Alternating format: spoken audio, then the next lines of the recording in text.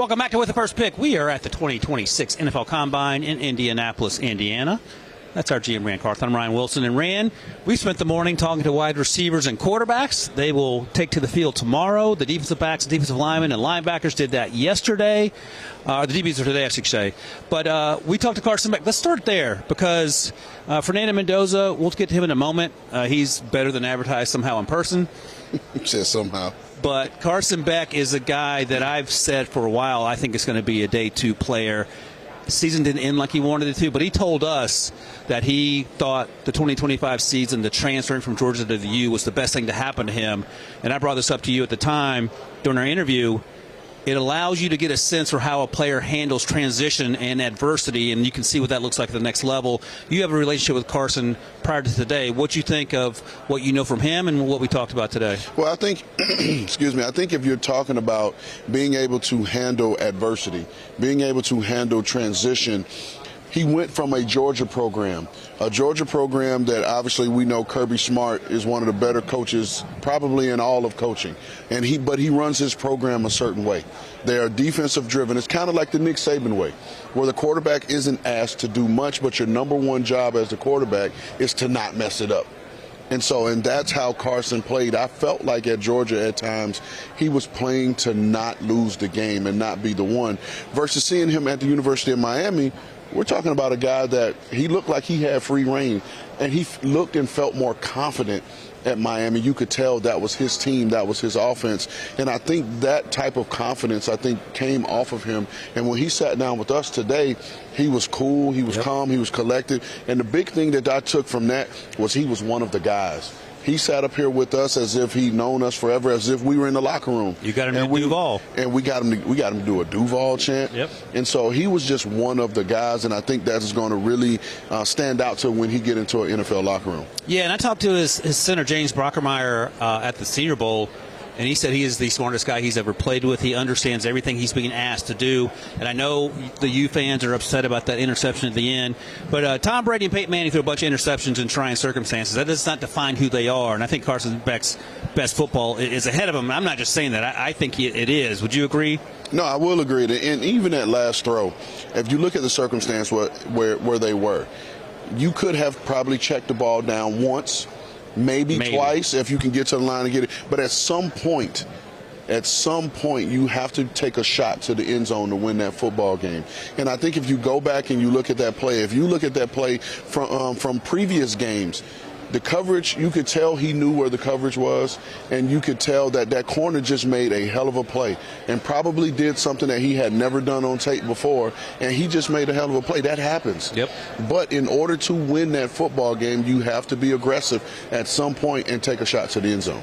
So we asked Garrett Nussmeier this. We asked Joe Brady this. We asked Carson Beck this. I'm going to ask you as a sort of neutral observer. 2019 LSU? 01 Canes. Or 2001 Miami Hurricanes? 01 Canes. 01 Canes because I have experience playing that team. Yeah. I had experience playing against a lot of those guys in high school.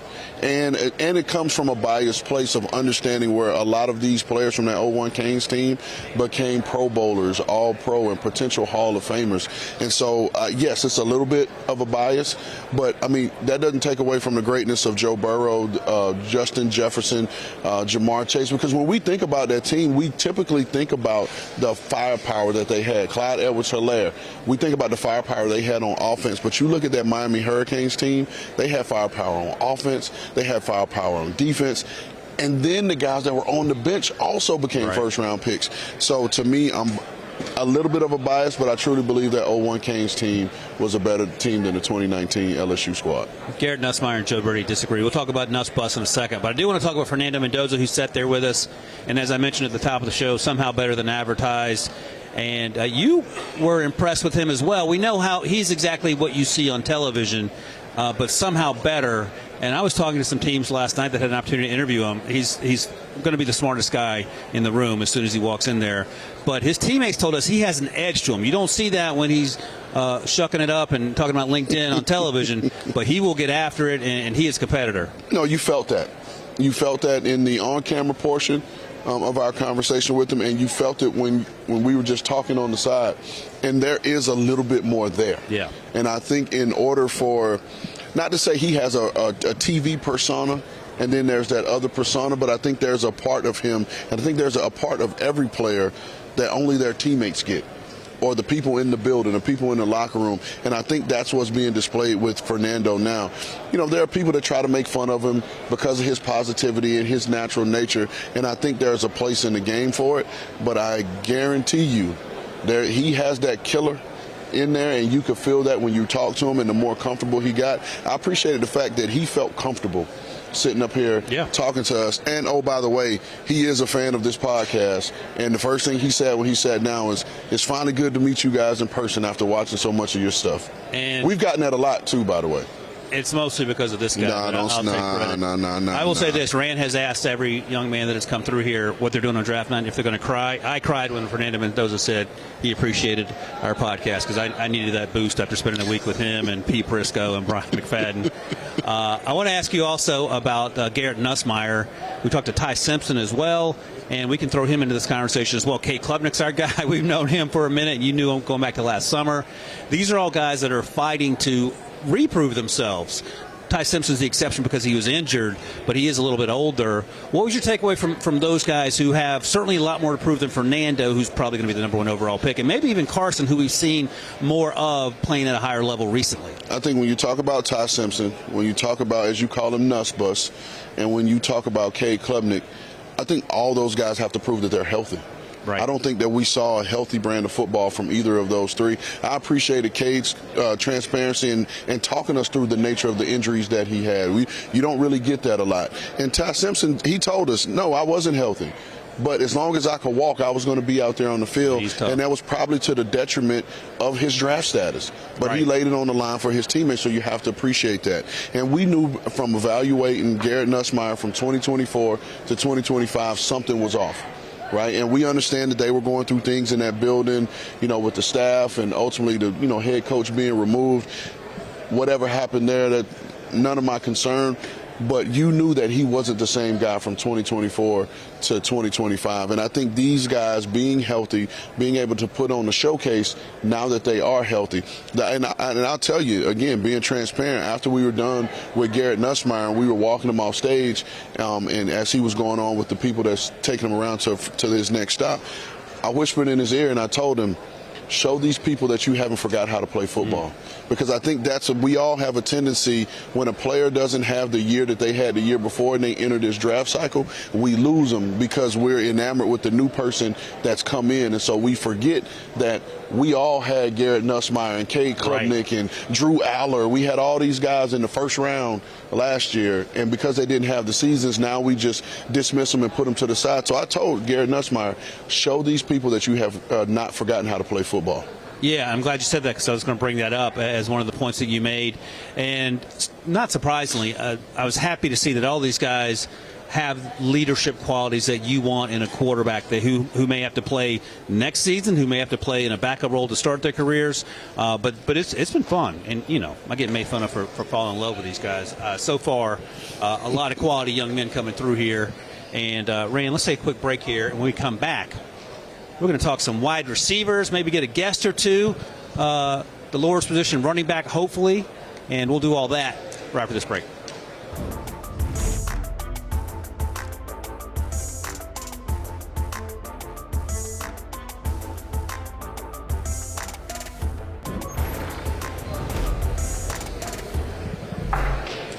Welcome back with the first pick here at the 2026 Combine in Indianapolis. We are joined by Josh Edwards, NFL draft analyst at CBS Sports.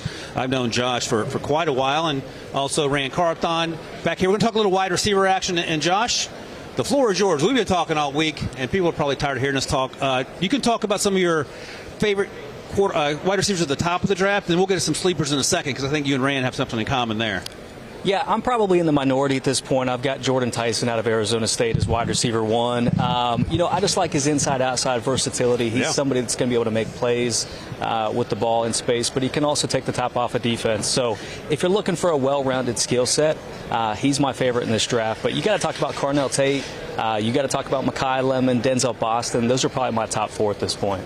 Yeah, so let's talk about Jordan Tyson. We didn't get an opportunity to speak with him, but we spoke to some of the other names that Josh mentioned. The only concern are the injuries, and it happens every season, it feels like. So if you're picking top 15, what are the conversations in the draft room, whether it's going to be Carnell or Jordan or Denzel or Casey or Mekhi? Well, I mean, first you got to look at the injury part, right? And so that's why the combine is so important, because you get the medical and it's a deep dive into the medical, and it tracks things all the way back to high school. So that's really going to be a big factor for Jordan Tyson. But I agree with you 100%, and I don't know if the people could see it, but I fist bumped you because I've been on Jordan Tyson since last year. He was my wide receiver 1 coming into the summer and even through the fall, because I thought with him, and I agree, he has inside-outside versatility, but you saw him perform at the level of a number 1 wide receiver. And what I mean by that is he was the focal point of the passing game and was still productive, even though he was hurt, and they moved him around in a bunch of spots in key moments of games.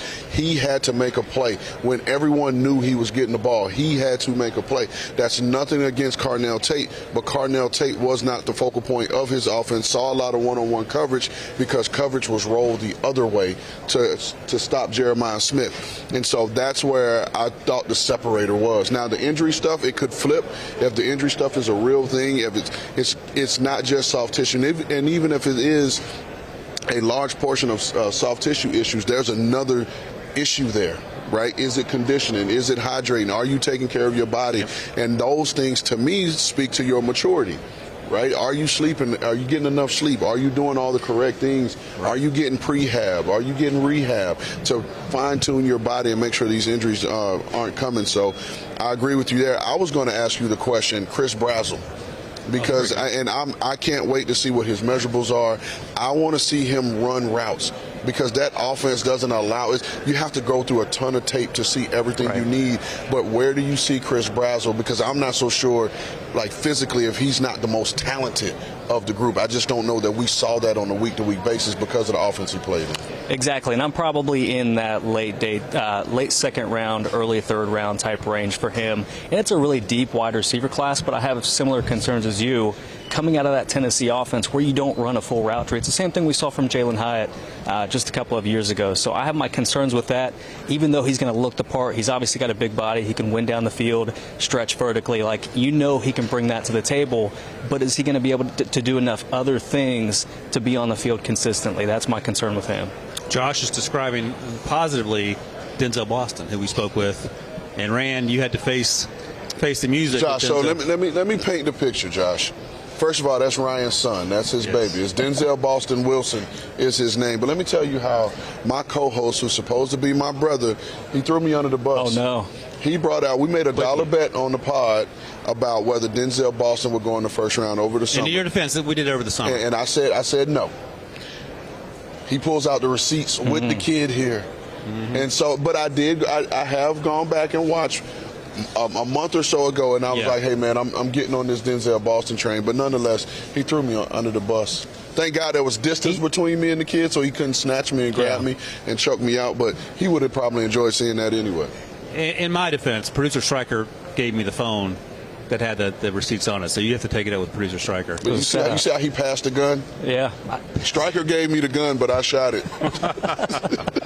But in Denzel's defense, he took it all in stride, and he was great. Yeah, he was absolutely great. I'll get your thoughts, Josh, on Denzel Boston, because I know he's sort of polarizing because the issues are the deep speed. He told us nothing to worry about there. He's going to be 6'3" and change, and he has the returnability and all that. How do you like Denzel?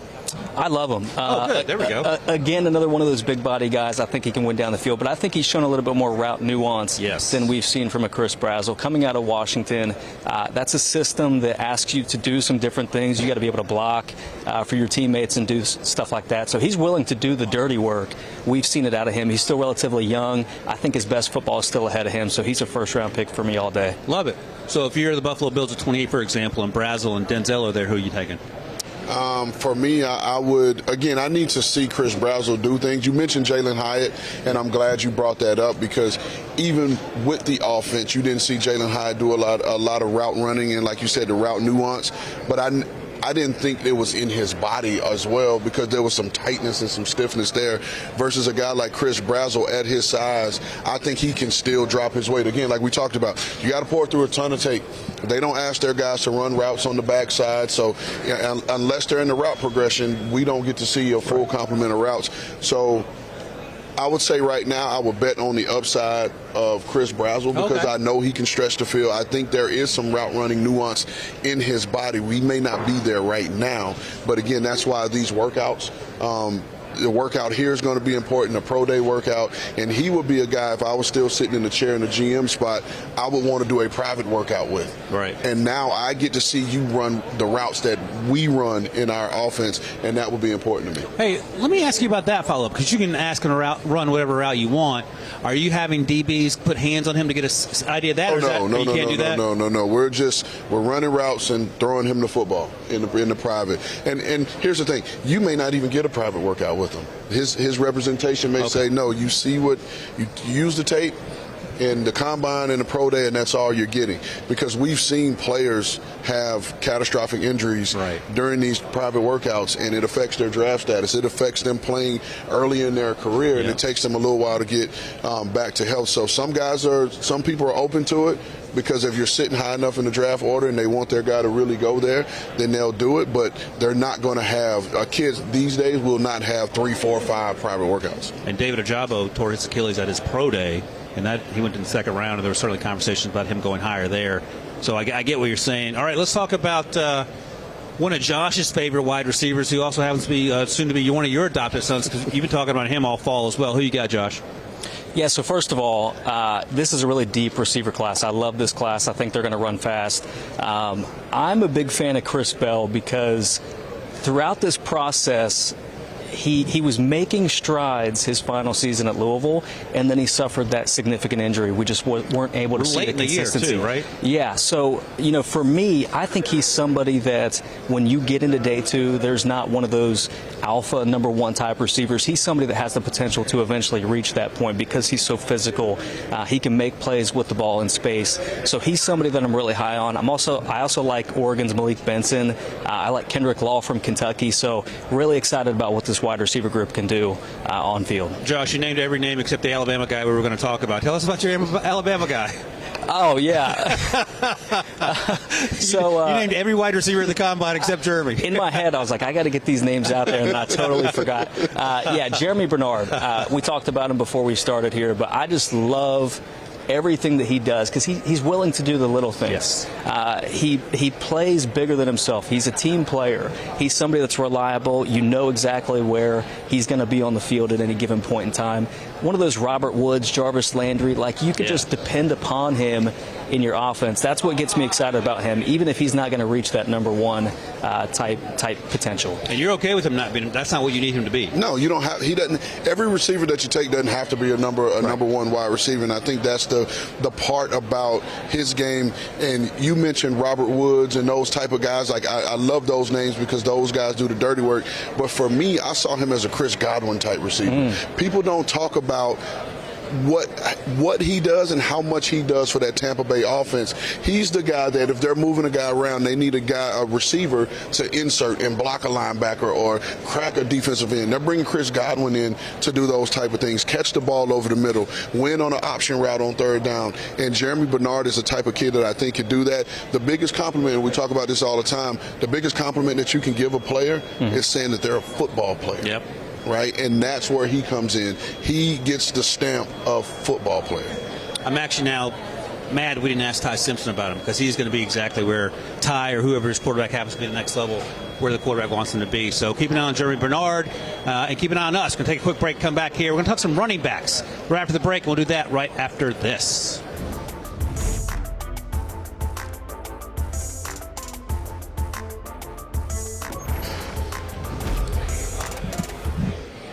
Welcome back to With the First Pick at the 2026 NFL Combine.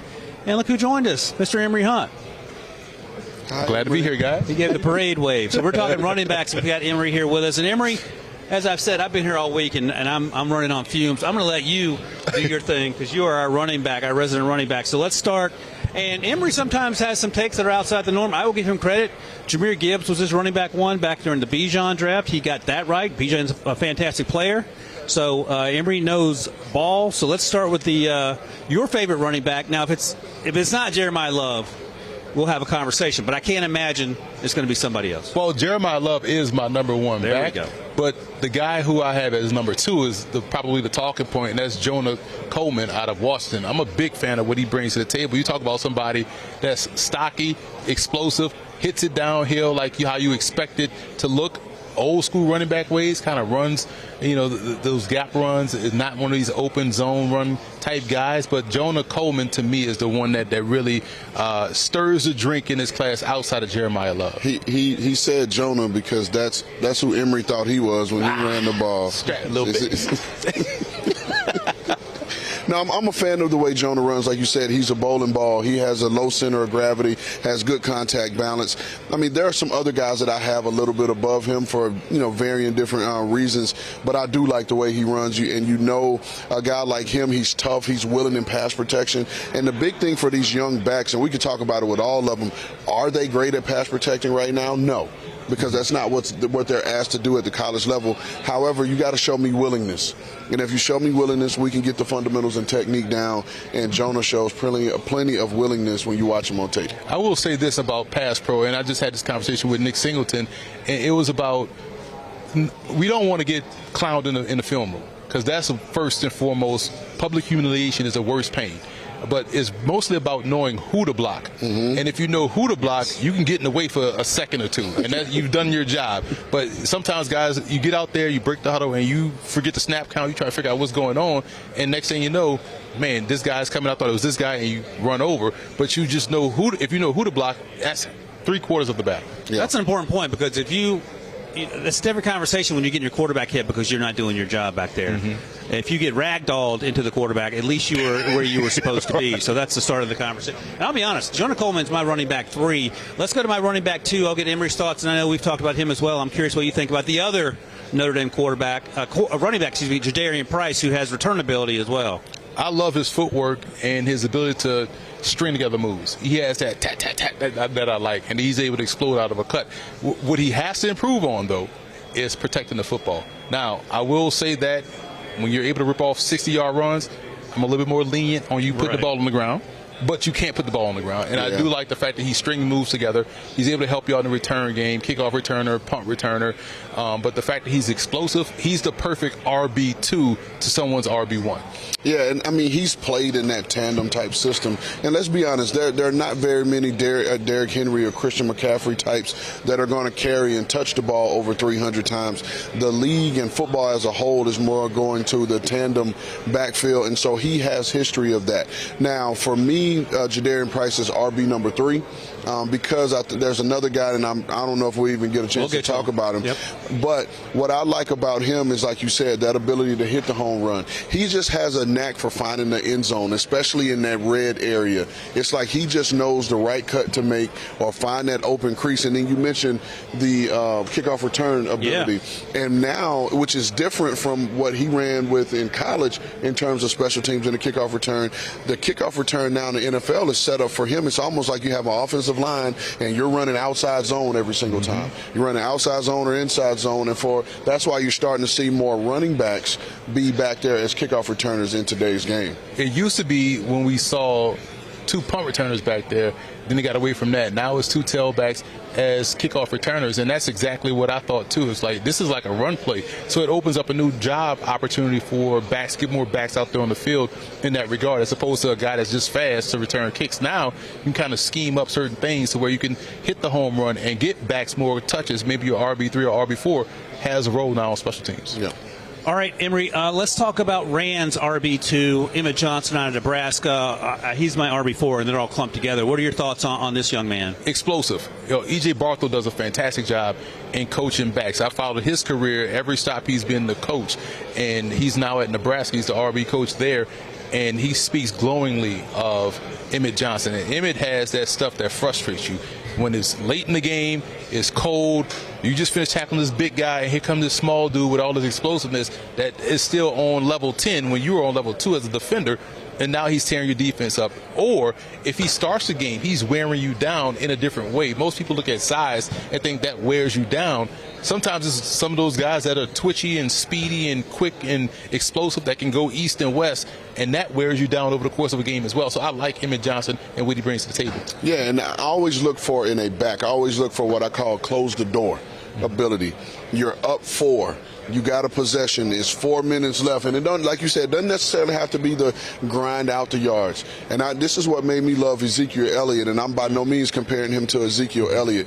Ezekiel Elliott had the ability to hit the 60-yard run to now put you up by 11 and essentially close the door.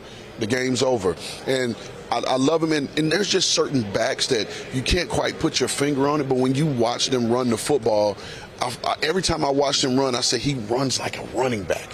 He looks and plays like a running back, and that may not make sense to everybody, but if you've played the position, it's just some guys are just running backs. And by the way, I mentioned earlier, spent some time with a good friend of mine, Frank Gore, who I played against in college and in high school, and Frank's brain is a computer when it comes to football. And Frank and I, every year, we will have discussions about running backs, who he likes, who I like, and we'll compare notes. And one guy that he spoke really glowingly about was Emmett Johnson. And so that means something to me, because and you can look at it as me being in the front office and Frank being a scout and having been on the road. There are certain guys that when they speak about certain guys in certain positions, you listen. And I'm sorry, when we think about those guys that hit the home run, that's the ones that make the game different. And that's what you kind of want to get. When you talk about he looks and plays like a running back, sitting on the edge of your seat is what it is. Yeah, and I have Jadarian, Jonah, and Emmett really close together in my grades. I think day 2 for all 3. Yeah. Is that a possibility for you, Rand? No, I think it's, and this is no disrespect to anybody. I think it's Jeremiah Love, and I think it's everybody else. No matter, it depends on your flavor, right, and what you like. But I think it's Jeremiah Love up here, and then it's a nice little space, and then it's everybody else. Before we go, in like 30 seconds, Emery, because I'm curious. Nick Singleton, legit track guy, also injuries in 25, injury at the Senior Bowl. What'd you learn from talking to him on the side? He likes football, because we were breaking down build your running back, and I'm expecting the standard names for for pass catching. He threw out Walter Payton. I was like, I had to stop him. Like, I appreciate that. That's of our era, and the fact that he knows that is huge, because it shows you he loves the game. He's passionate. So you like that. And we talked about pass pro. He's like, he got better over time just by locking in in the film room and understanding who to block us. Again, that's the most important thing. On the way out, one question for you: who is one of your, I'll say, favorite / greatest pass pro running backs in history? In history, I would easily throw out there. I would throw out there Walter Payton. He used to stop blitzers easily. Crazy. That's a tough question. I was going to go with Gale Sayers, because we don't have any tape to go back to make sure Gale Sayers couldn't block. So Gale Sayers is my Clinton pick. Portis. That's